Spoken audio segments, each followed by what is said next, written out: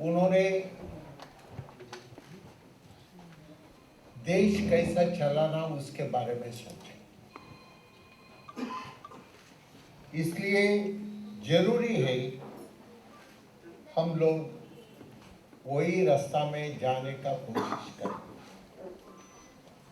आज communal harmony के बारे में अब चर्चा कर रहा है।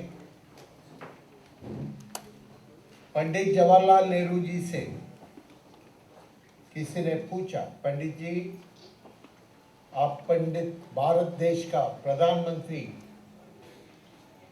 देश को आज़ादी मिलने के बाद आपको मौका मिला, सबसे इम्पोर्टेंट काम, सबसे डिफिकल्ट टास्क क्या था? उन्होंने बोला देश विभाजन होने के बाद भारत में सेक्युलरिज्म को स्वीकार करने का मुद्दा was the most difficult task.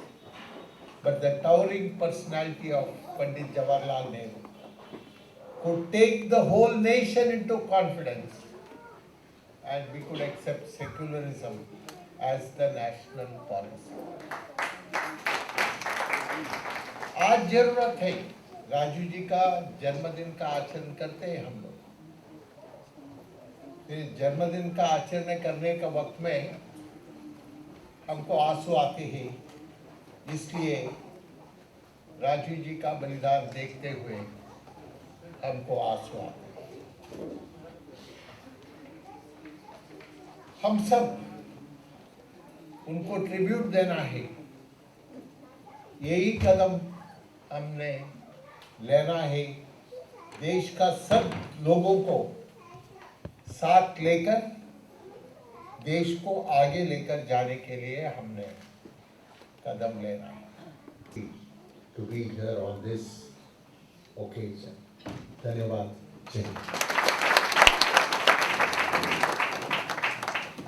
Thank you very Sharma to kindly address our distinguished audience.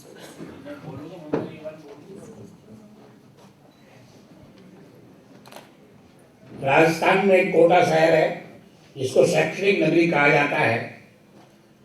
वहाँ से आपने राजनीति की शुरुआत की माननीय ममता जी ने, और विभिन्न राजनीतिक पदों पर रहते हुए आज इस मुकाम पर आप पहुंची हैं कि वे राष्ट्रीय महिला आयोग की अध्यक्षा। विवाद टिप्पणी के लिए ममता जी प्रख्यात है। मीडिया चाहे कितनी भी आलोचना करे, महिलाओं की रक्षक तो आप हैं, लेकिन महिलाओं को भी समय समय पर सलाह भी देती हैं कि प्यारी बहनों, भारतीय संस्कारों को मत भूलो। पार्टी के कि उन्होंने आज राष्ट्रीय महिला आयोग की अध्यक्षा के रूप में एक ऐसी चिंतनशील महिला को जो बिल्कुल जागरूक है, उनके हित चिंतकों के लिए उनको इस पद पर बिठाया है। आप तालियां बजा करके उनका एक बार अभिनंदन करिए। मैं आपको आपके बीच में आमंत्रित कर रहा हूं कि वे आए और हमारा मार्गदर्शन करें और राष्ट्रीय एकता के बारे में हमें कुछ मंत्र सिखाएं।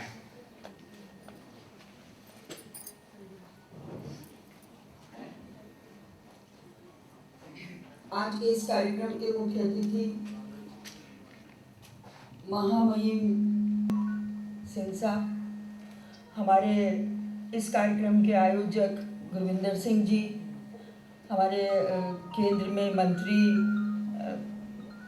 महन साहब, आदरणीय ऑस्कर साहब, सम्मानीय कैप्टन साहब, हमारे बीच में आज इलेक्शन कमिश्नर जो पहले थे और बहुत चर्चित रहे, परम सम्मानीय कृष्णमूर्ति साहब, श्री भरतरिया साहब और सभी आए हुए मेरे बुजुर्ग, मेरे भाई और मेरी बहन। सबसे पहले तो मैं आप सबको ईद मुबारक करूंगी। और कुछ ऊपर वाले का ऐसा संयोग बना है कि ईद और आज राजीव जी का जन्मदिन एक साथ आया है। राजीव जी की इच्छा थी कि मुस्लिम कन्याओं को शिक्षित किया जाए। आज से कई साल पहले 5% मुस्लिम जो छात्राएं थी वो शिक्षित होती थी, लेकिन आज 33% मुस्लिम छात्राएं शिक्षा ग्रहण कर रही हैं। ये एक राजीव जी का सपना था जो सामने आया। राजीव जी एक ऐसी शख्सियत थी जिनको मेरे ख्याल से दिल दिमाग मानस पटल से दूर करना बहुत ही मुश्किल है। मुश्किल ही नहीं, मैं समझती हूँ असंभव है। उन्होंने साइंस एंड टेक्नोलॉजी के बारे में, वो जब प्रधानमंत्री बने तो उन्होंने एक बात शुरू में ही कह दी थी कि हम 21वीं सदी में प्रवेश करने जा रहे हैं, और 21वीं सदी में प्रवेश करने के लिए महिला और पुरुष का दर्जा जब तक समान नहीं होगा तब तक हमारा प्रवेश अधूरा रहेगा। और आज मैं उनकी इस बात के लिए भी कायल हूँ और कहना चाहती हूँ कि 33% जो महिलाओं को आरक्षण दिया उन्होंने लोकल बॉडीज़ में और पंचायती राज में, उसका आज नतीजा देखने को हमें मिल रहा है। महिलाएं बहुत आगे जा रही हैं और उन्होंने इसको एक आंदोलन के रूप में लेने के लिए कहा था कि ये जो सूचना और प्रौद्योगिकी जो है इसको एक आंदोलन का रूप दिया जाए, और जब तक इसको आंदोलन का रूप नहीं दिया जाएगा मैं समझती हूँ कि हमारा और ये राजीव जी का सपना अधूरा रहेगा। जब हम मोबाइल उठाते हैं तो शायद दिन में एक बार कहीं ना कहीं दिमाग में क्लिक करता है कि राजीव जी की बहुत बड़ी देन है। आज हम बहुत जो बड़े बड़े देश हैं उनसे आगे पहुँचे हैं, तो उसमें जो एक विजन था राजीव जी का, वो विजन सामने है कि किस तरह से उन्होंने एक इस देश के लिए सपना देखा था। हालांकि वो इस सपने को पूरा खुद नहीं कर पाए, लेकिन मैं समझती हूँ कि आज वो सपना उनका पूरा हो रहा है और जो कुछ बचा हुआ है वो भी पूरा होगा। हालांकि दुनिया सिकुड़ती जा रही और हम उस दुनिया में दूर होते जा रहे हैं, तन्हा होते जा रहे हैं। इस पे भी एक सोचने के लिए बहुत मजबूर हमें होना पड़ेगा कि हम यूनाइट हों और यूनाइट होकर अपने देश की रक्षा किस तरह से करें, ये बहुत ज़्यादा ज़रूरी है। चूँकि महिला कमीशन की अध्यक्ष हूँ तो मैं मेरी महिलाओं से ज़रूर कहूँगी कि आज गुरविंदर सिंह जी आपका प्रोग्राम बहुत ही अच्छा है, लेकिन मैं मेरी महिला बहनों से और जो मेरे पुरुष भाई बैठे हैं उनसे भी कहूँगी कि जोड़े के साथ आएँ, अकेले ना आएँ। क्योंकि महिलाओं की संख्या जब अधूरी रहती है तो कहीं ना कहीं दिल और दिमाग पे लगता है कि बिना महिला के जीवन अधूरा है। और इस सृष्टि का सृजन करने वाली जो महिला है उसके लिए भी राजीव जी ने एक सपना देखा था, और वो सपना जो देखा उन्होंने, वो 33% जो आरक्षण दिया। मैं कुछ मेरे अनुभव, एक दो अनुभव बताना चाहती हूँ। जब मैंने सन 93 में चुनाव लड़ा था तो जो महिला सरपंच थी वो इतने घूंघट में आती थी, मैं राजस्थान की बात कर रही हूँ, और जब मैं उनसे कहती थी कि आके कुर्सी पे बैठो तो वो बड़ी आसानी से कह देती कि नहीं, हमारा पति बैठा है, हम इनके सामने कुर्सी पे नहीं बैठेंगे। लेकिन 20 साल का जो क्रांति आई है, 20 साल में जो जागृति आई है महिलाओं में, वो ये है, ये राजीव जी की देन है कि सरपंच खुद आके पूछते हैं कि मेरी कुर्सी कहाँ है आज। ये बहुत बड़ी बात है। कितनी महिलाएं जिला प्रमुख हैं, कितनी महिलाएं प्रधान हैं, कितनी महिलाएं चेयरमैन हैं म्यूनिसिपल कमेटी की। तो ये सब जो एक देन है, मैं कहूँगी राजीव जी की ही देन है। और राजीव जी ने अपने संस्कारों को कभी नहीं त्यागा, जो भारतीय संस्कार हैं उनको उन्होंने कभी नहीं त्यागा, और आज उसी का नतीजा है कि देश जितनी तरक्की कर रहा है, जितना देश में आज सब जाति धर्म और समुदायों का जो एक समा चुका है, वो ये एक बहुत बड़ी बात है। हम अपने देश की अगर दूसरे देशों से तुलना करें तो मैं समझती हूँ कि इस देश की तुलना कोई नहीं कर सकता दूसरे देशों से। राष्ट्र प्रेम की जहाँ तक बात है, राष्ट्र प्रेम जिसमें है वो एक अपने आप में अनूठा मानव है, और राष्ट्र प्रेम अगर नहीं है तो मैं सोचती हूँ कि हमारी सारी परिकल्पनाएं, सब कल्पनाएं अधूरी है। तो मेरा आपसे जो आज खास तौर से जो निवेदन है, हम कम्युनल हार्मनी की बात करते हैं, राजीव जी ने कहीं कोई कोर कसर नहीं छोड़ी।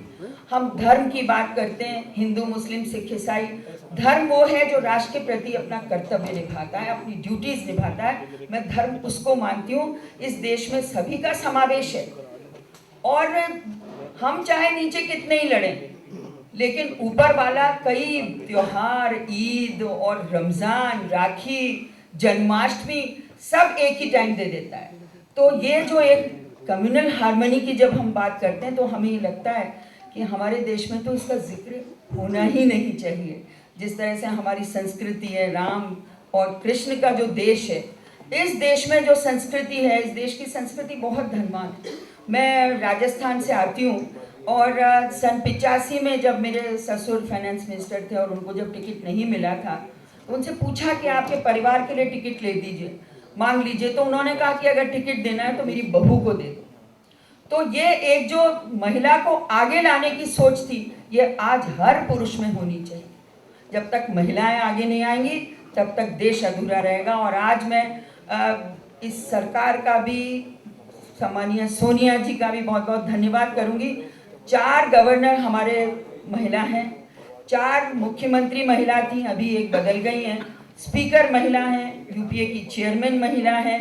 तो ये जो महिलाओं का एक जिसे कहना चाहिए कि जागृत और बहुत साफ उदाहरण आपके सामने है, उसमें मेरा कहना ये है कि कहीं ना कहीं हमें महिलाओं के प्रति संवेदनशील भी होना पड़ेगा।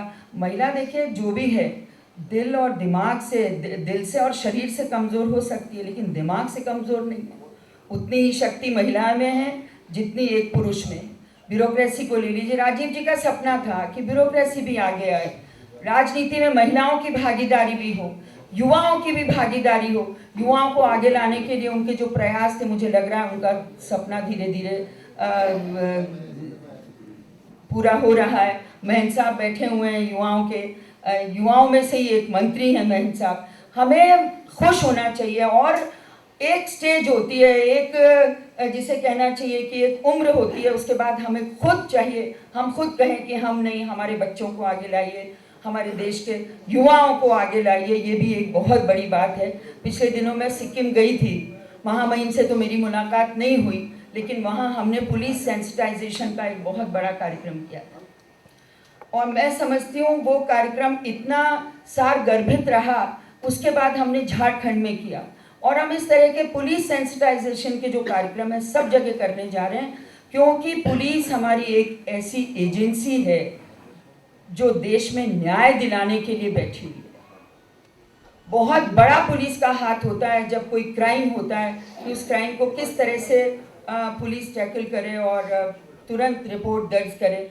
मैं समझती हूँ कि इस तरह के कार्यक्रम बहुत हों। और गुरविंदर सिंह जी से एक छोटी सी रिक्वेस्ट और करना चाहती हूँ कि आप बहुत अच्छा कार्यक्रम करते हैं, लेकिन इसको सप्ताह के रूप में कार्यक्रम करके और अगर आप ग्रास रूट तक पहुँचाएंगे, गाँव तक पहुँचाएंगे, तो मैं समझती हूँ कि जो भी कुछ 5-6%, 10% कमी है इस कार्यक्रम में, उससे और 4 चांद लग जाएंगे। क्योंकि हमारा भारत जो है 78% भारत गांव में निवास करता है। और वहाँ के लोगों की आज जो दशा है, मैं कई बार बोल जाती हूँ कि हमें एयर कंडीशन हॉल्स और इसमें कॉन्फ्रेंस करने से कुछ नहीं होगा। जब तक अगर हमको सही भारत निर्माण की बात करनी है तो हम ग्रास रूट पे जब तक नहीं जाएंगे, ब्लॉक लेवल पर जब तक नहीं जाएंगे, पंचायती राज पे जब तक नहीं जाएंगे। सम्मानीय ऑस्कर साहब बैठे हुए, वो भी अक्सर यही बात करते हैं कि हमें ग्रास रूट पे जाने की ज़रूरत है। और ये सब जो बातें हैं, ये हो सकता है कड़वा सच हो, लेकिन ये सच यही है जिसे अगर हम चाहते हैं कि भारत बहुत महान बन जाए। भारत महान है, हमारा देश महान है, लेकिन उस महानता में भी 4 चांद कैसे लगे, इसके लिए बहुत ज़्यादा ज़रूरी है कि हम गांव तक पहुँचें। मैं अभी अमेरिका गई थी तो वहाँ भी वायलेंस है, ऐसा नहीं कि वायलेंस वहाँ नहीं है, वहाँ भी है। महिलाओं की जो दशा होनी चाहिए वो वहाँ भी नहीं है। तो जो एक हमारे पूर्वजों ने, हमारे नेताओं ने जो एक सपना देखा है, वो सपना साकार करने के लिए मैं समझती हूँ कि एक यूनाइटेड एफर्ट होना चाहिए। और जब वो यूनाइटेड एफर्ट होगा तब जाके कहीं काम बनेगा। मैं एक छोटी सी बात के साथ मेरी बात को ख़त्म करूँगी। हम महक की तरह कभी गुलों से खिलते हैं, हम महक की तरह कभी गुलों से खिलते हैं, हम धुओं की तरह पर्वतों से उड़ते हैं। ये कैंचियाँ हमें उड़ने से क्या खाक रोकेंगी, हम परों से नहीं हौसलों से उड़ान भरते। जय Hind.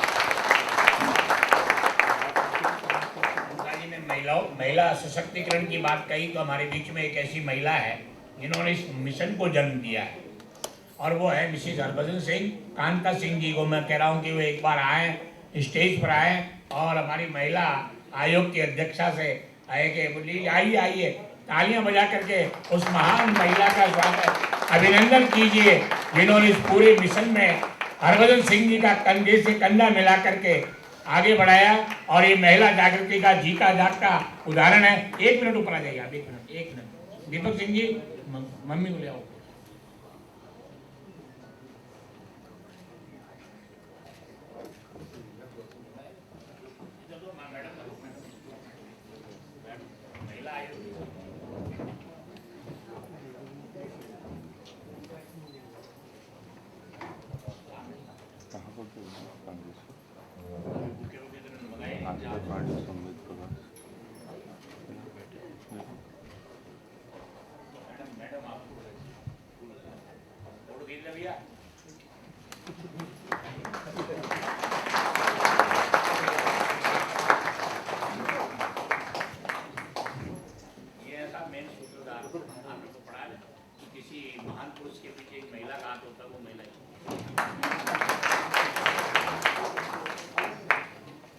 Thank you very much indeed. Thank you. And Mrs. Harbhajan Singh has just been given a lovely badge by the organization. And thank you, Ms. Mamta Sharma, for a most wonderful address. Ms. Mamta Sharma, the chairperson of the National Commission for Women. Ladies and gentlemen, it is now indeed a privilege and an honor in requesting our Honorable Chief Guest, His Excellency Mr. B.P. Singh, the Honorable Governor of Sikkim, to kindly address the distinguished audience.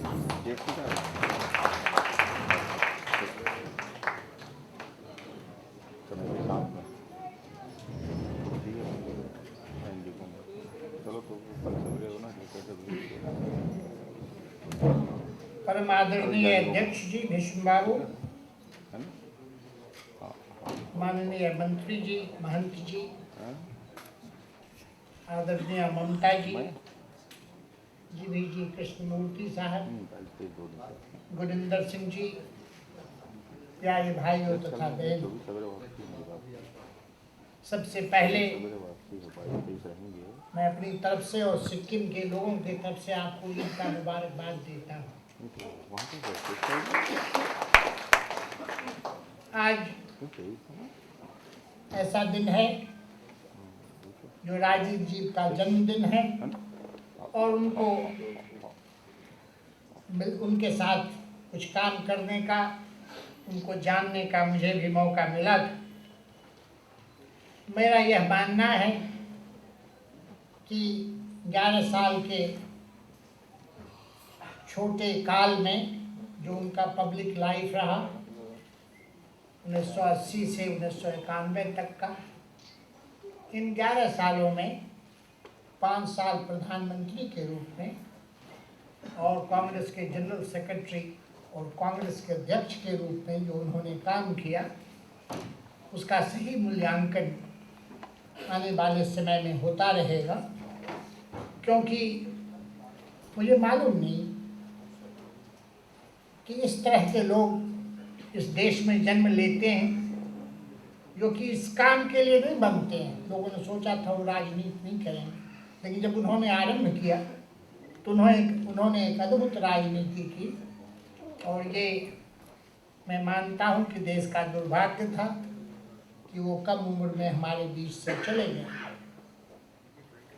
2 व्यक्तियों का प्रादुर्भाव हुआ था। एक डेंग सियाओपिंग थे China में, जिन्होंने बड़ी लंबी क्रांति की, कम्युनिस्ट पार्टी में लड़ाई लड़ी और फिर चाइना के सिस्टम को बदलने का प्रयास किया और 1982 में चाइना के सिस्टम के कम्युनिस्ट पार्टी के अध्यक्ष हुए।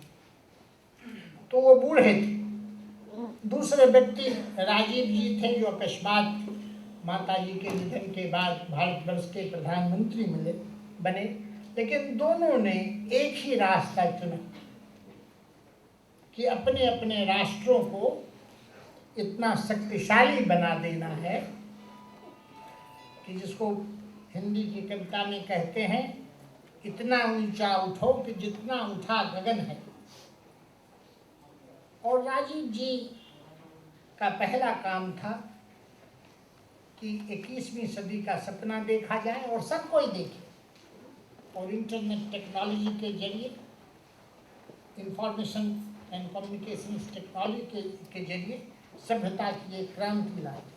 लेकिन आज कम्युनल हार्मनी की भी बात हुई, तो आज आसाम की स्थिति चिंताजनक है।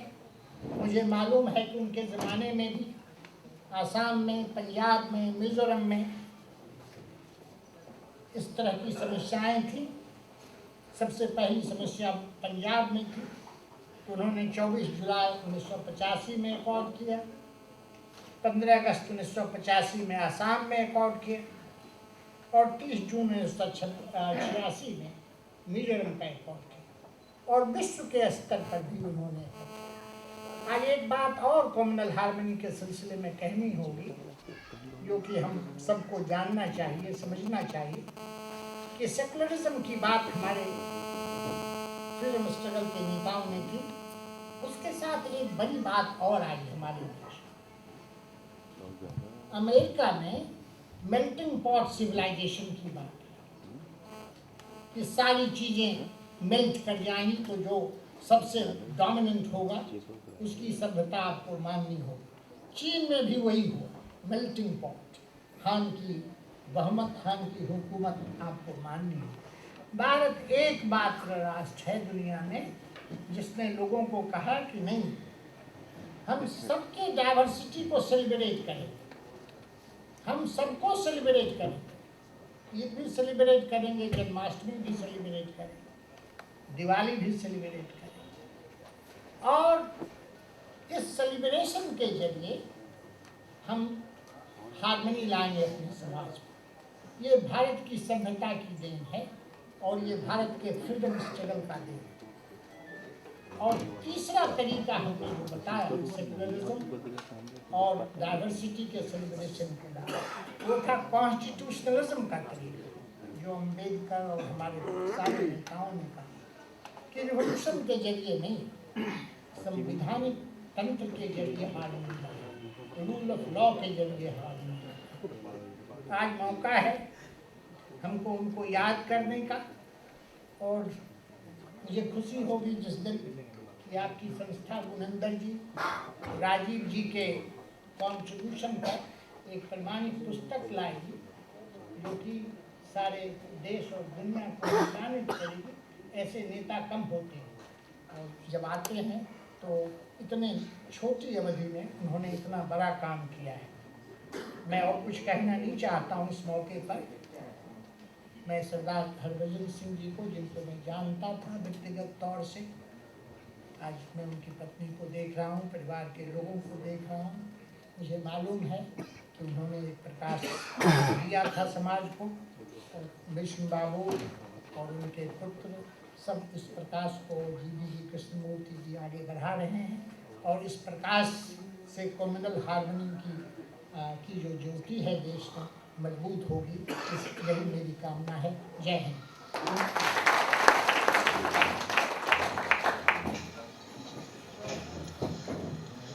Thank you very much indeed, Your Excellency, Mr. V.P. Singh, the Honorable Governor of Sikkim, for a most wonderful address, and I'm afraid His Excellency has to leave, so let's give him a warm round of applause as he leaves the hall.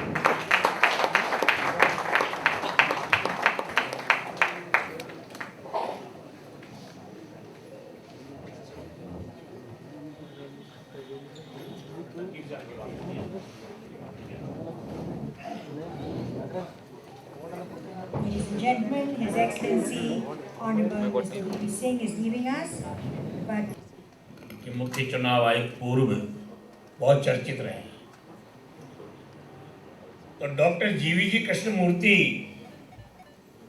जब चुनाव आयोग बने उस समय बहुत बड़ी समस्या थी जम्मू कश्मीर में चुनाव कराने की। आपको याद होगा कि वर्षों बाद वहां चुनाव होने वाले थे, लोकतंत्र बिल्कुल ठप हो गया था, वहां की जनता इलेक्शन नहीं चाहती थी, वहां के जनता तो चाहती थी लेकिन कुछ सिर्फ वहां पर इलेक्शन नहीं चाहते थे, और वहां का इलेक्शन का, बिहार के इलेक्शन का बहुत पेचीदगी का काम हमारे जीवी जी कृष्णमूर्ति साहब के सामने था। किसी चुनाव आयोग की हिम्मत नहीं हुई कि वे जम्मू कश्मीर श्रीनगर के में उतर करके वहां की चुनावों की व्यवस्थाओं का जायजा लें, लेकिन हमारे डॉक्टर जीवी जी कृष्णमूर्ति ने कहा कि मैं श्रीनगर जाऊंगा। इनके जाने से पहले वहां पर पोस्टर लग गए थे इनके खिलाफ कि आपको जान से मार डाला जाएगा यदि आपने श्रीनगर की धरती पर कदम भी रखा हो। लेकिन जिस व्यक्ति ने अपने जीवन की परवाह की, राष्ट्र सर्वोपरि था, जम्मू कश्मीर के चुनाव सर्वोपरि थे, बेधड़क निडर होकर के जम्मू कश्मीर गए और वहां की धरती पर कदम भी रखा और उन आतंकवादियों को चुनौती भी दी और पूरी व्यवस्थाओं का जायजा लिया और एक शानदार तरीके से जम्मू कश्मीर में कई साल बाद चुनाव कराने का श्रेय हमारे डॉक्टर जीवी जी को।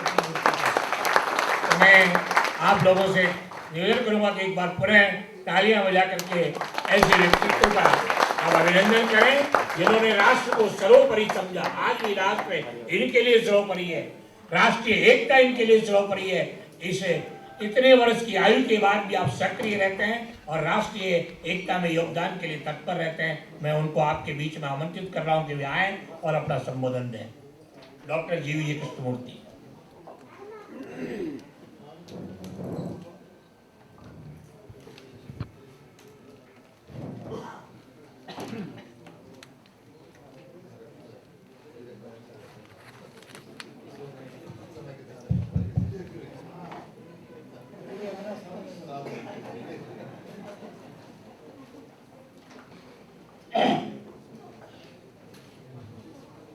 क्या बाबूजी हिंदी?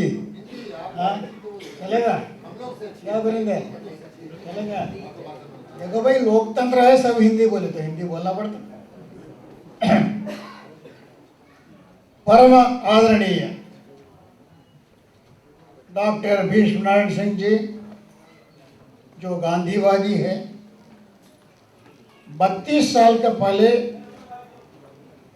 इंदिरा गांधी जी जब प्रधानमंत्री थी उस वक्त मंत्री था और 7 राज्यों का राज्यपाल था।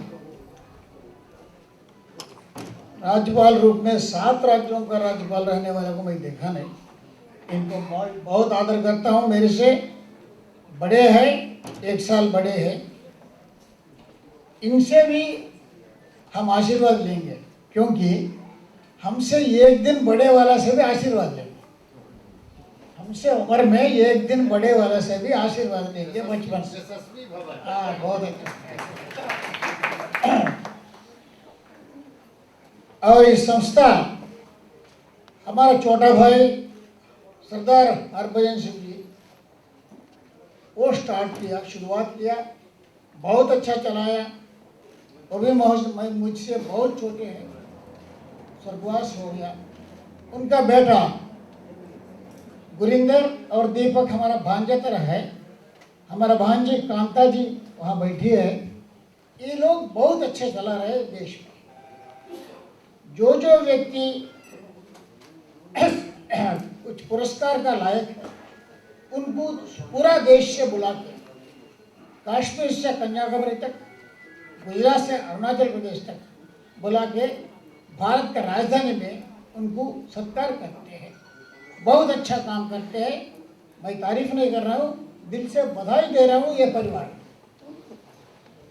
और ये बात है, आज हमारे पास ममता शर्मा जी बैठी है, वो chairman national commission for women है।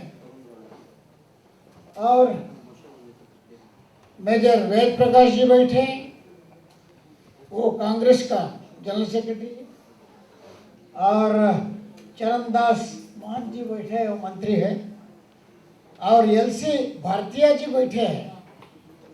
जब हम जयपुर जाते थे, राजस्थान में 4 इलेक्शन चलाया, इन्होंने इतना आदर दिया, समर्थन दिया, हमें मदद दी है। हम बहुत आभारी हैं इनके लिए। इनको सबको हम बहुत आभारी हैं। आज ये राजीव गांधी का जन्मदिन अवसर पर ये सभा आयोजित किया। लोकतंत्र के इतिहास में, लोकतंत्र का इतिहास में दो लोग पैदा हुआ। एक तो अमेरिका में बेंजामिन हैरिसन है, अमेरिका का अध्यक्ष थे। उनका दादा विलियम हैरिसन थे, वो भी अध्यक्ष थे। पोते अध्यक्ष थे, दादा अध्यक्ष थे। इसके साथ भारत में लोकतंत्र देश है सबसे बड़ा, यहाँ पर भी पोते और दादा दोनों अध्यक्ष, दोनों प्रधानमंत्री थे। पंडित जवाहरलाल नेहरू पहले प्रधानमंत्री थे, उसके बाद उनका पोते राजीव गांधी प्रधानमंत्री थे।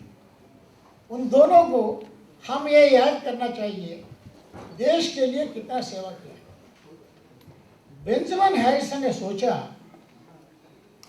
अमेरिका 20वां शताब्दी में क्या होगा, 20th सेंचुरी में अमेरिका का नक्शा कैसा होना चाहिए, उनके बारे में सपन किया। 21वां शताब्दी में भारत कैसा होना चाहिए, राजीव गांधी सपन किया। कल हमारा बाबूजी बता रहे थे सोवन के बारे में। ये दोनों लोग देश के अपना अपना देश के लिए बहुत बहुत सेवा किए हैं।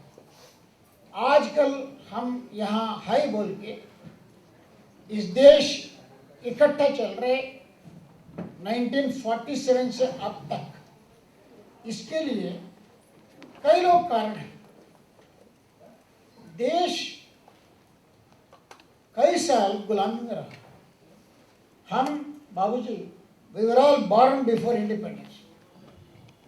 आज़ाद का पहले हम पैदा हो गया।